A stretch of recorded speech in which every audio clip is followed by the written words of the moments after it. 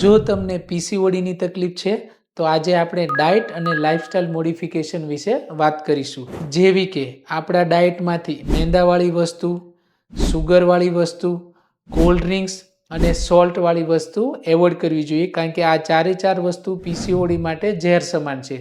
તો આ બધું જ એવોઇડ કરવું જોઈએ. પરંતુ અમુક વસ્તુ એવી છે કે જે ખાવાથી પીસીઓડીની તકલીફ દૂર કરવામાં આપણને હેલ્પ મળી શકે છે, જેવી કે લીલા શાકભાજી, સિઝનેબલ ફ્રૂટ્સ અને લીન પ્રોટીન ડાયટ હેલ્પ કરી શકે. આની સાથે સાથે પણ ફિઝિકલ એક્ટિવિટી ખૂબ જ ઇમ્પોર્ટન્ટ છે. જો તમારું વેઇટ લોસ 10%થી વધારે તમે કરો તો પીસીઓડીમાં ઘણી બધી રાહત થઈ શકે છે.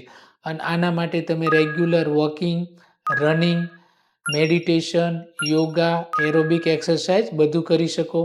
પ્લસ પૂરતી 7થી 8 કલાકની સ્લીપ લેવી પણ ખૂબ જ જરૂરી છે. અને આ વિડીયો જો તમારા કોઈ ફ્રેન્ડને પીસીઓડીની તકલીફ છે તો એમને જરૂર શેર કરો.